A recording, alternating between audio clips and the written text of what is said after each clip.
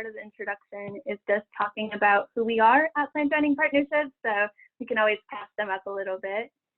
Here, I'll set up the share screen. And should be good to go in a second.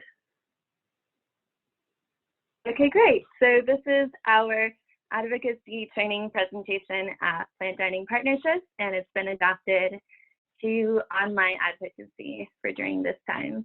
So really appreciate everyone who joined us tonight. I know that these are very difficult times for a lot of people. They're very confusing and unprecedented times, and I really appreciate everyone who still has an interest in doing this and is taking their time today. And it was also really fun hearing about a lot of your favorite recipes, getting a little bit hungry, honestly.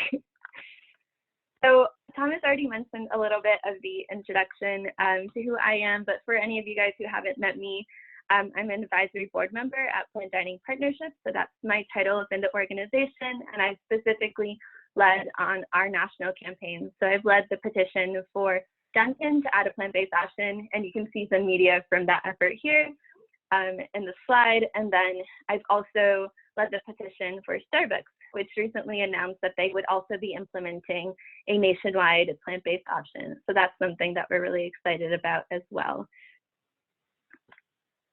In this presentation, as Thomas mentioned, we're going to end with an interactive activity and some questions. We'll also have a Q&A session. If any questions come up, just save them until the end. We'll have some time to talk about that. We'll start with a quick introduction to the organization and who we are. We'll also go into some overall tips, simple things to keep in mind before going into steps for doing this work, and how to succeed and how you can get started right after this presentation and jump right in. So to begin, Plant Dining Partnerships is a 501c3 nonprofit organization. Our work is both on the national and local level, and we're looking to implement more plant-based options in all communities so that no matter who you are or what community you live in, you have access to options which are healthier and more sustainable. And we specifically focus on food swamps because it's similar to healthy food priority areas, or what is more commonly known as food deserts, except that the focus is not on whether food options are available, but instead the types of food options that are available, and realizing that the majority of establishments serving food in these communities are fast food vendors. So how do we work within those circumstances, similarly to how we are working within the situation now? Work that we do includes our national campaigns, as well as work on the local level with all kinds of establishments that offer food in communities. We do presentations at schools and universities, which we used to do in person, and are now adapting. And we do presentations, just training volunteers like this one, which we used to do in an in-person format, but are now adapting for future presentations to still engage with people. We have information on the profitability of plant-based and current statistics on increasing consumer interest and trends in that area, as well as we have some amazing people on our team who are much better than I am at cooking and can show you great things that you can make at home and get your communities excited about, as well as show restaurants. So that's really great. Some of our national campaigns, just a quick overview, have been at Dunkin' and Starbucks, as I mentioned before, as well as another successful campaign at Hardee's. Some of our current campaigns include at Popeyes, Domino's Pizza, and at Wendy's. So that's the work that we do to implement a national option across all locations in the United States. So we're excited about that because it means once they add one option to the menu, as much as 8,000 or 9,000 locations, such as in the example of Dunkin', now have that option available to the communities that they're present in. So it's a very quick way to move in the right direction. We've also been honored to receive media coverage. Thomas mentioned a few of the different outlets that we have received coverage in, but in total it reaches tens of millions of people across their distribution, and that really shows the excitement around the culture change when you have massive chains such as Dunkin' and Starbucks marketing these options it just really shows people the culture change around plant-based options, and that can be really exciting, as well as just the idea that you can have these different establishments add an option as interested consumers. We also work with other organizations.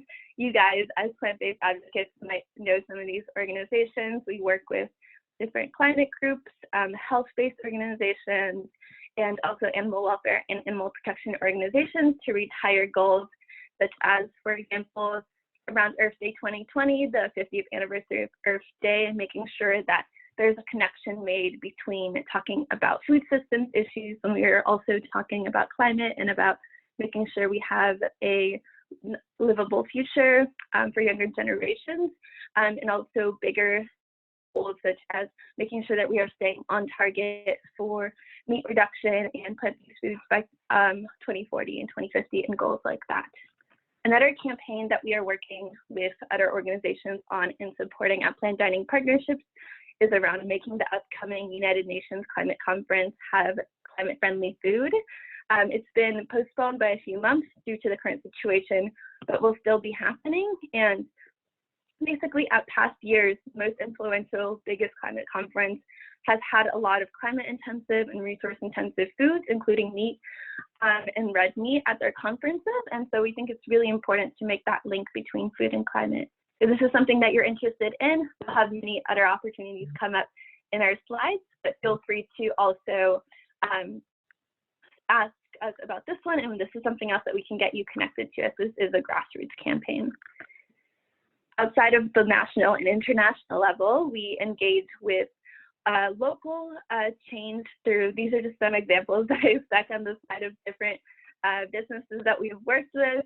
No matter where you live in the United States, we are able to provide you all the materials that you need to make change happen in your community and your neighborhood. And that's some of the work that we're really excited about because we get to work more directly in developing a really great, healthy, sustainable option alongside the business. So that's a very supporting relationship that we'd love to have. Some other virtual events to keep in mind if you're interested in staying tuned. These can be found on our Facebook page at Planned Dining Partnerships. They're already posted. We will have a cooking demo coming up with Danny McGee. If you guys don't know her, she's amazing. She makes wonderful food that you can enjoy at home.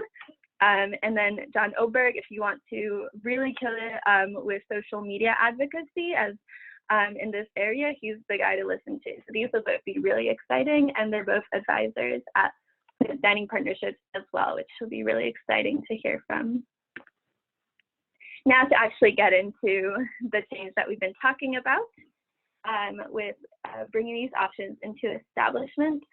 The first thing to keep in mind is the increasing consumer interest and the change around people looking for these options. And this is, if you don't follow markets and investments, maybe this doesn't mean that much to you, but just knowing that this is the biggest increase since 2000 can show you that this is something to look at, and this is something that businesses should be paying attention to, because there's money to be made, and it makes business sense to implement these options, which consumers are looking to for so many different reasons, from health to sustainability to animals and more.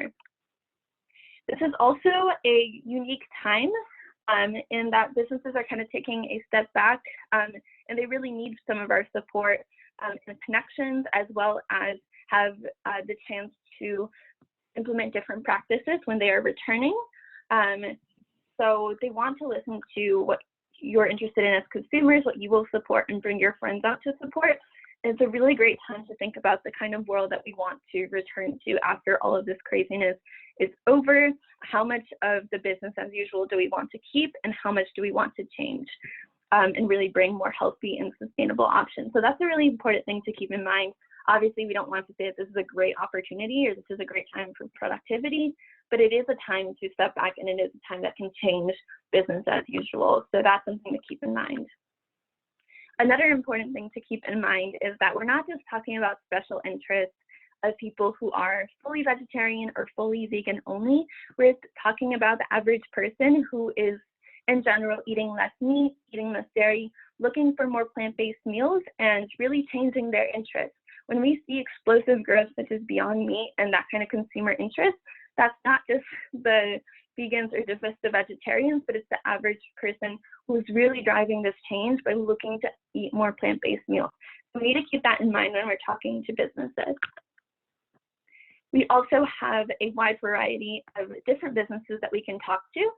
Usually in our communities, we focus on restaurants, but really any of these different places that serve food are different options for connection, especially if you are already a student at a university, for example, or work at a hospital, have a connection like that.